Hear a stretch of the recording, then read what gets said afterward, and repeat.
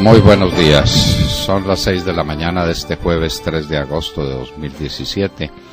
Esta es la hora de la verdad y estos temas y asuntos que trataremos en la grata compañía de ustedes durante las próximas horas. Hay un video circulando por todas las redes que es el que muestra la imagen de Venezuela. La imagen de Venezuela no está en las grandes manifestaciones, ni está en las bombas que estallan por ahí, ni está en nada.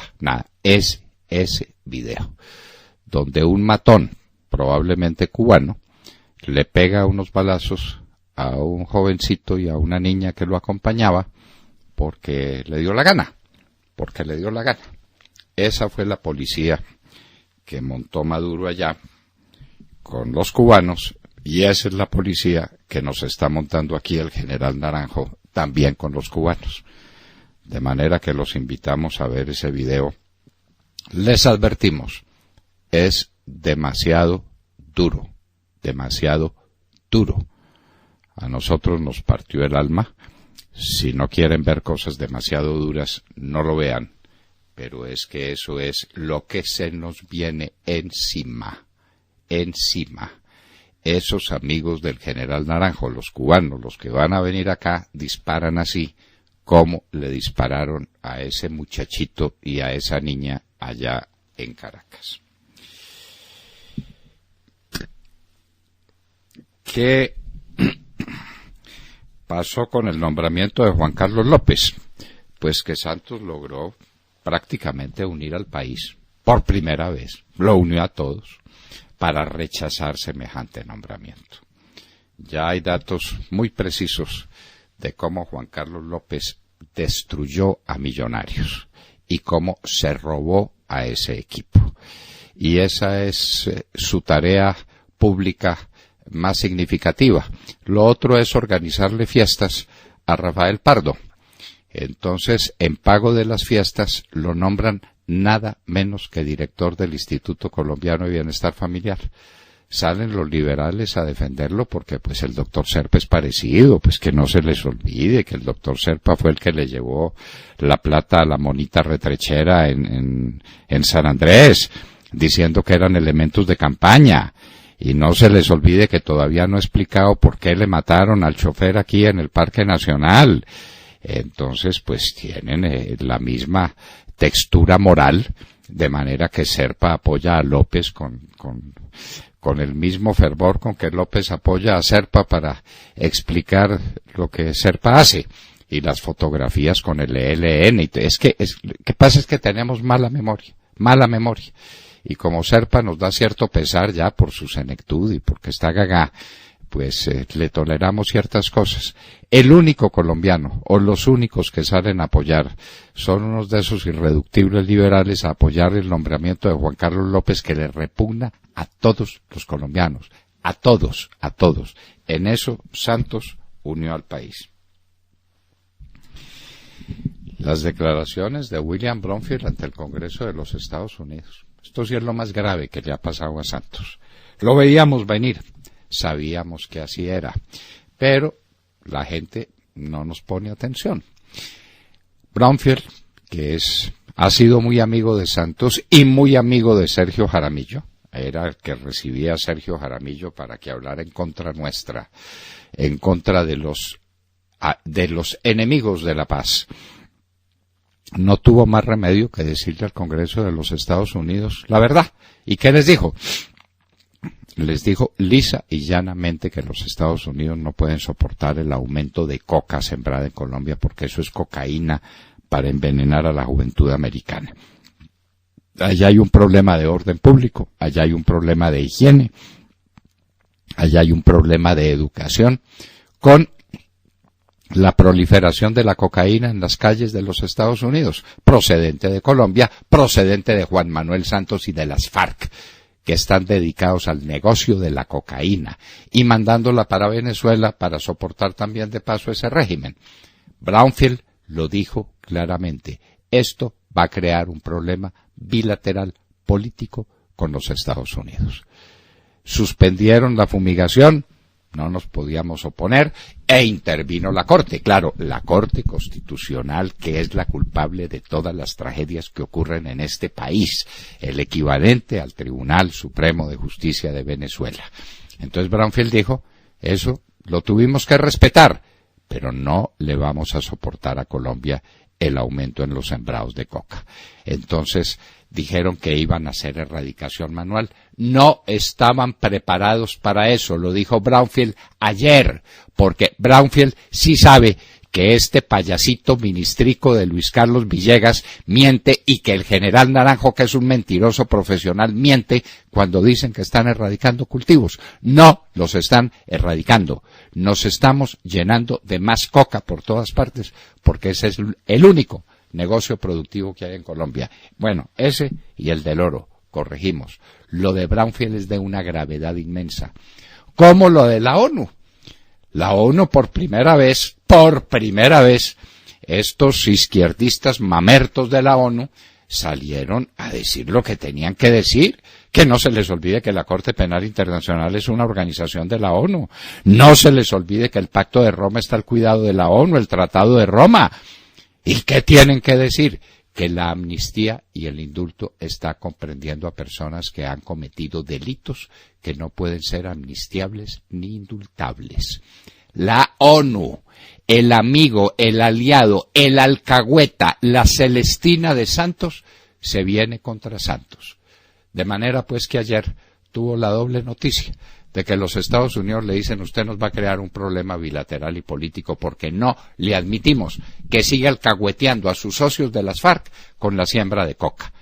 Y la ONU le dice no, le admitimos la ley de amnistía e indultos que entre otras cosas libera a los que reclutaron, entre comillas, cometieron un delito de guerra para robarse, para secuestrar niños y niñas que no quieren devolver, con el cuento de que ellos no devuelven sino a los que sean menores de 15 años.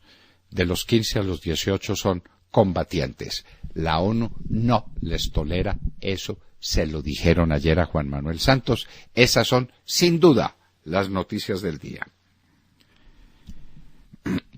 Caracas es la ciudad más peligrosa del mundo y se roban hasta las tumbas de los expresidentes. Los Estados Unidos y Norcorea se muestran los dientes, pero hasta ahí ninguno ha mordido al otro. Odebrecht sigue salpicando. Ahora salta a la palestra otro exministro de Santos, Miguel Peñalosa, quien le organizó el último debate por el sí. Es el hombre clave de Santos, salpicado hasta los tuétanos con el tema de Odebrecht. Sigue la crisis en el Catatumbo, otro soldado muerto. Esto todos los días es así, ataques y ataques, muertos soldados, muertos policías, muertos soldados. Nos preguntamos si al ejército se le olvidó disparar, o si es que tiene orden de no disparar, porque hace mucho tiempo no le pegan un balazo, ni por casualidad, a un bandido de estos. Y ahora los 290.000 afiliados a Comeva que le reparten a otras EPS. Tranquilamente, tenemos el problema de Saludcop convertido en Café Salud, convertido ahora en no sé qué diablos. A los enfermos de cáncer los dejaron tirados en el pavimento con esos tránsitos de los que habla el ministro Gaviria, que debería dedicarse a cuidar su salud. Ministro, dedíquese a su salud. Pero el país no tiene que soportar su enfermedad. Hágase a un lado, señor ministro. El país se lo va a agradecer y lo va a entender. Esto se le salió de las manos a usted. Pero el nuevo director de Findeter, Carlos Correa, está acusado por la Fiscalía. Todo está listo para presentar la acusación formal. De manera que es el de Findeter, es el del Instituto Colombiano de Bienestar Familiar, es Peñalosa, es Todos Santos. Esto se vino al piso. Y Santos sube en la última encuesta, pero es que entre tener el 16 o el 18 o el 22, eso es lo mismo, El país desprecia a Juan Manuel Santos y no tiene presidente. Y hace una crisis ministerial, y la crisis ministerial, hágame el favor, para lo que sirvió, para reencauchar dos amigos. A propósito, Germán Cardona salió muy mal con los camioneros, pero muy mal. ¿Será que Santos está añorando otra crisis con los camioneros? Ángela Hernández, magistrada del Consejo Nacional Electoral, hace un salvamento de voto histórico a una providencia del señor S. del Vega, que está acusando inclusive a los que, o nos está acusando a los que inscribimos la campaña de Oscar Iván Zuluaga. No es que en esa campaña hubiera pasado nada malo, pero ¿cómo le parece? Los que inscriben una campaña, entonces responden por todo lo que pase después en la campaña. No, doctor Vega, eso se llama prevaricato. Lo que usted está cometiendo es un prevaricato. No se burle de esa manera de la ley, todo para servirle a su jefe. Aquel jefe al que usted le asiste a reuniones, a comiditas. No sea indecente, no sea indecoroso. La cadena de mando también aplicará para las FARC. Smartmatic y la manipulación de votos en Venezuela. La producción petrolera aquí cayó a 856.911 barriles. Y eso explica que las exportaciones hayan caído en el mes de junio. En el mes de junio cayeron las exportaciones colombianas y entonces es que porque cayó la exportación petrolera, no estamos exportando nada a este país, lo arruinó el señor Juan Manuel Santos. Temer, el presidente del Brasil, no irá a juicio, por lo menos mientras sea presidente. La Cámara de Representantes lo absolvió, tuvo una mayoría muy grande. Temer no irá a juicio, el que sí se va para juicio es Lula da Silva. Trump firmó sanciones contra Rusia a regañadientes. En Holanda se disparan las muertes por eutanasia. Ya pues todo el que está como aburridito y como enfermito y tal dice, aplíquenme la inyección que yo me voy de aquí, huyéndole al dolor, huyéndole al significado que tiene la vida, a la dignidad que tiene la persona que está en una situación dificilísima. Esa persona es una imagen de Cristo adolorido. Es que cuando se pierden todos los principios religiosos se cae en esto. A la gente hay que matarla y seguramente entonces ya propondrán que maten a los niños que nacen mal, pues están proponiendo que los maten en el vientre materno con los abortos de los niños que traen alguna enfermedad. Entonces, ¿por qué no cuando nacen, por qué no los tiran también por la roca Tarpeya como hacían en Roma? Pues es que vamos para allá, porque la pérdida de los valores religiosos equivale a eso. Por supuesto, su santidad el Papa no dice una palabra sobre el particular. La Unión Europea no reconoce la constituyente de Maduro, pero tampoco le impone sanciones. A propósito, Maduro aplazó la reunión del miércoles de la Asamblea Constituyente para el viernes.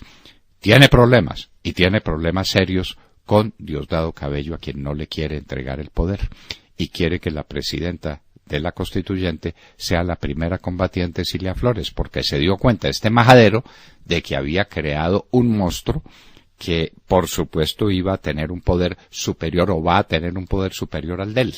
Maduro se destituyó, Maduro se hizo la liposucción total y quedó en nada, quedó en los huesos. Eso es lo que pasa. Y entonces ahora no saben qué camino tomar. Pero tranquilo, porque la oposición también está dividida.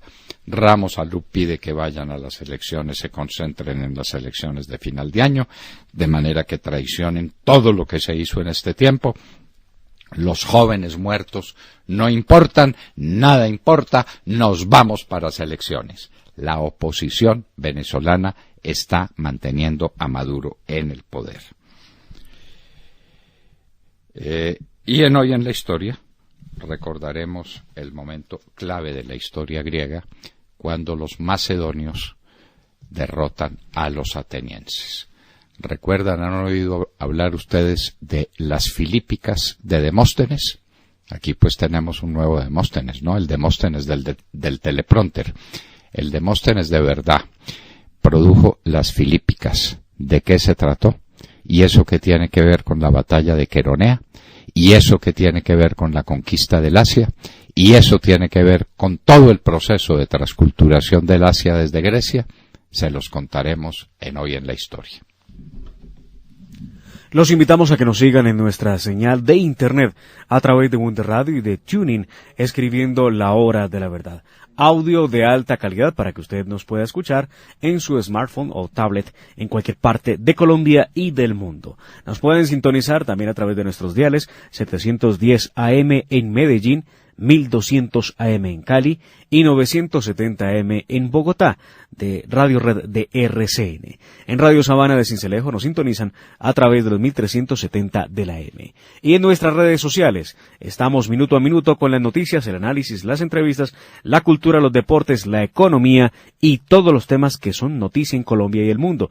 Recuerden ustedes en Twitter, @Hora de la Verdad. Y en Facebook, estamos en Facebook Live escribiendo La Hora de la Verdad con Fernando Londoño Hoyos. Ya somos 98.986 seguidores. Y otra opción es escucharnos a través de nuestra página de internet, desde donde nos pueden escuchar en vivo y en diferido, y desde donde nos pueden enviar todas sus opiniones a través del chat. En esta dirección, www.lahoradelaverdad.com.co. Bienvenidos. 6 de la mañana, 19 minutos. Saludemos la mañana, Montserrat Fernández.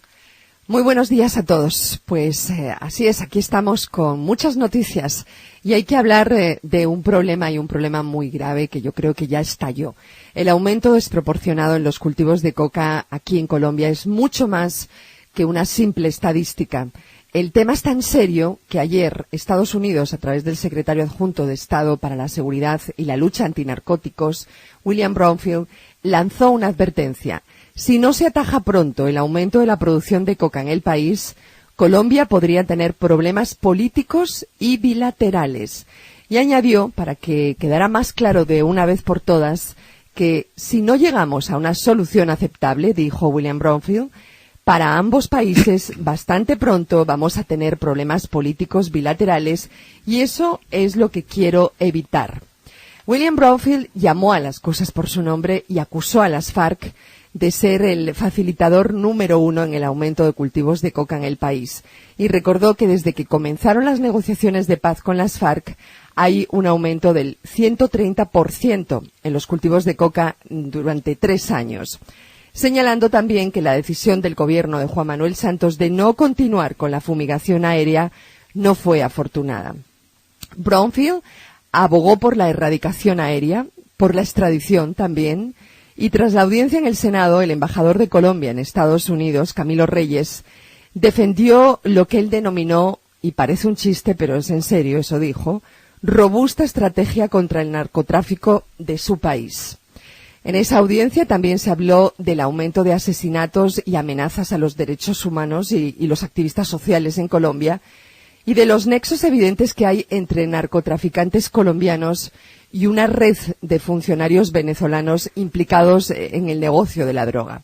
En definitiva, las cosas no pintan bien y ya son muchas las alertas que Estados Unidos ha enviado, pero nunca antes, yo creo que nunca antes como ayer había hablado tan claro y fuerte. Pregunto, ¿cuál es la respuesta del gobierno de Juan Manuel Santos a esta alerta, además de ese comunicado del embajador de Colombia en Estados Unidos donde responde que Colombia tiene una robusta estrategia contra el narcotráfico? ¿Qué va a responder el gobierno? Qué chiste, ¿no? Qué chiste, qué cínico. Robusta estrategia contra el narcotráfico.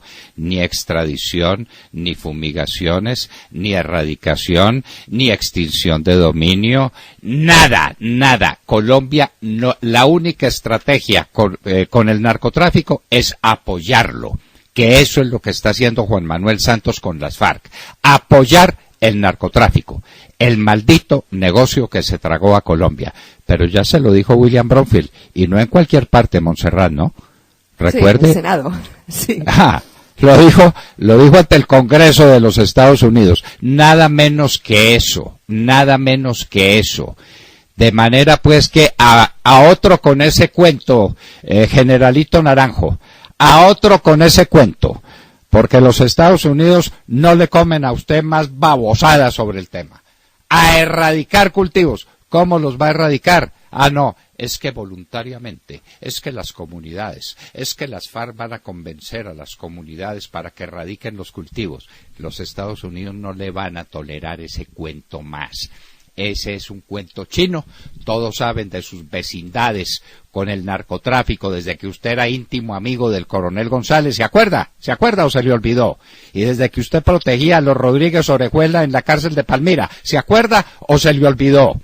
No, los Estados Unidos le tienen bien cogidas todas las cuerdas. A usted, al gobierno de Santos, a las FARC y sobre todo al narcotráfico, que es lo que le preocupa a los Estados Unidos, porque le están envenenando la juventud con ese tóxico maldito. William Calderón.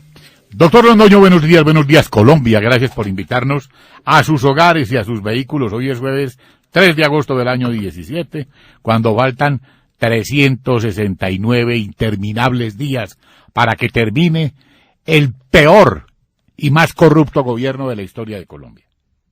Graves acusaciones contra la Providencia de formulación de cargos hizo la magistrada Ángela Hernández Sandoval. En un duro salvamento de voto, se indicó al Consejo Nacional Electoral de estar violando el debido proceso y derechos fundamentales consagrados en la Carta Magna de los doctores Oscar Iván Zuluaga y el doctor David Zuluaga Martínez.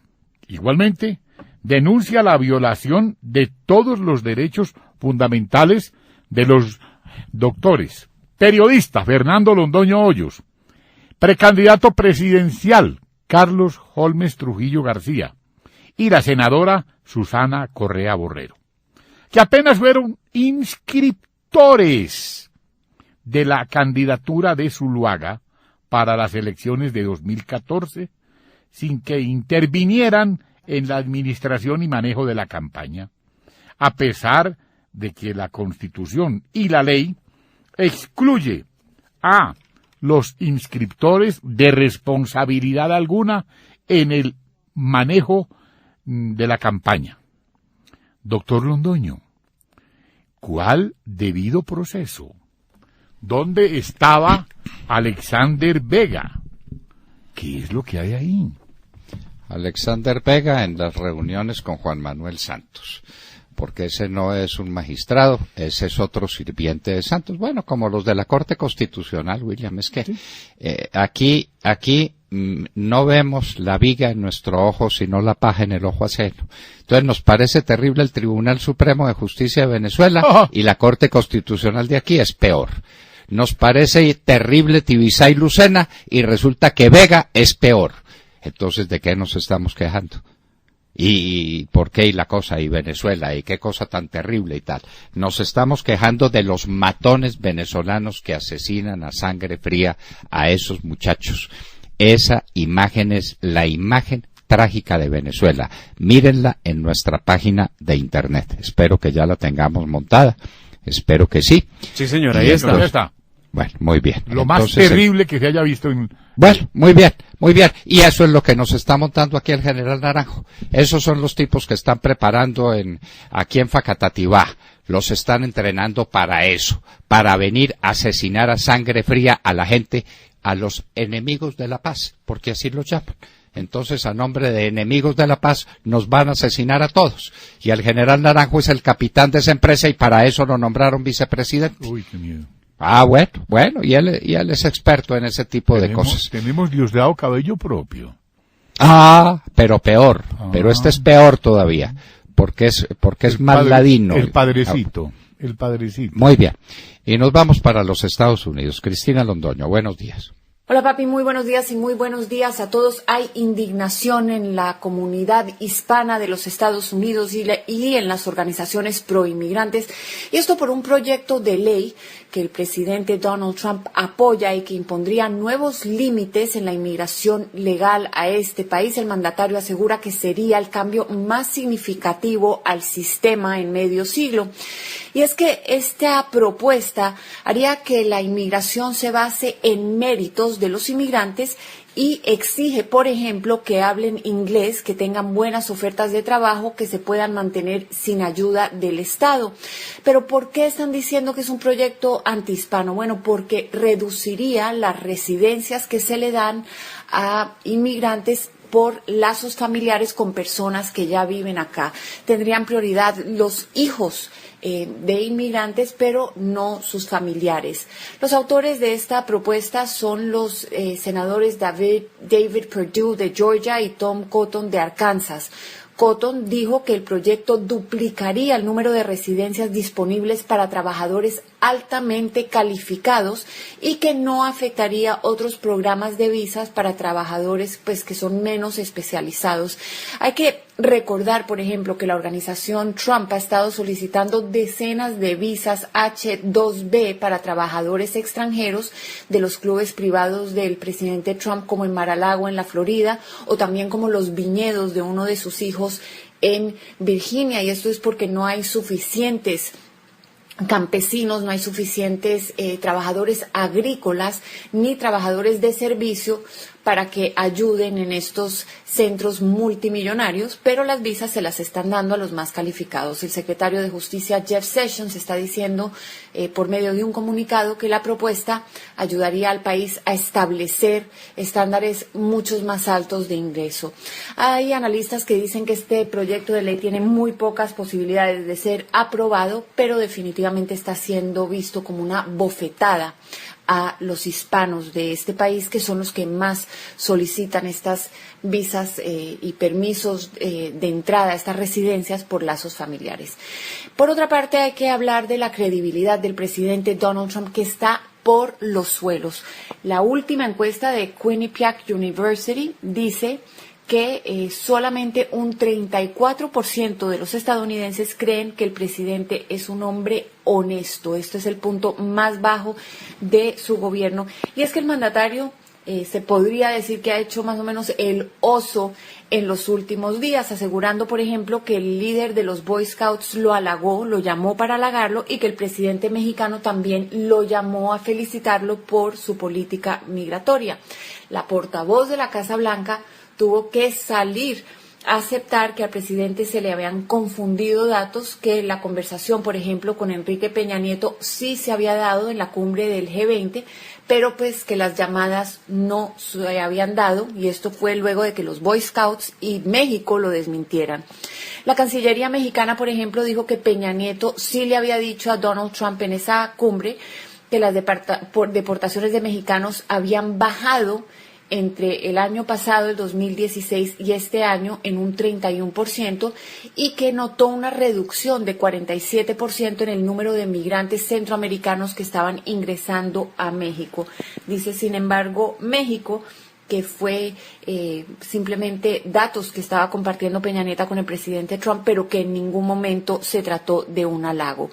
Por la parte de los Boy Scouts, ustedes recordarán, el presidente Trump dio un discurso altamente político frente a muchos jóvenes de la organización, y después dijo en una entrevista que los líderes de esa organización lo habían llamado a decirle que había sido el mejor discurso de todos los tiempos, cuando lo que en realidad pasó fue que los dirigentes de los Boy Scouts se disculparon por el tono altisonante y por el tema que había escogido el presidente Donald Trump. Con ellos sí no ha habido ningún tipo de comunicación. Lo que sí hay que anotarle al presidente, y él se lo está anotando y lo está diciendo en los discursos, es que ayer el promedio industrial Dow Jones cerró arriba de los 22,000 puntos por primera vez en la historia. Donald Trump dice que esto es un síntoma de que él ha logrado revitalizar la economía y ha logrado crear muchos más trabajos, aunque pocos se lo quieren reconocer. Es lo que tengo por el momento. Ahora regreso contigo al estudio, papi. Que tengas muy buenos días y muy buenos días a todos. Muy buenos días a todos. Gracias, Cristina. Nada que agregar a semejante exposición tan brillante de lo que pasa allá. Y tiene razón Trump. Los hechos son los hechos. Los hechos son los hechos, y nunca creció tanto la bolsa de Nueva York como ahora. Y la economía de los Estados Unidos está disparada, y creció el doble de lo que había crecido en el mes igual del año pasado. Está creciendo por encima del 3%. ¿Cuándo se habían imaginado eso? Coincidencia, un boom transitorio, lo que quieran. Los hechos son los hechos. De Mar Corto. Doctor Fernando, compañeros de la mesa, oyentes de la Hora de la Verdad, muy buenos días. En medio de la audiencia de la Corte Constitucional para tomar decisiones sobre la cuestionada ley de amnistía e indulto, sorprendió Todd Howland, alto comisionado de la ONU, con serios reparos a este mecanismo que, como lo advertimos desde siempre, dará impunidad absoluta a los masacradores de las FARC.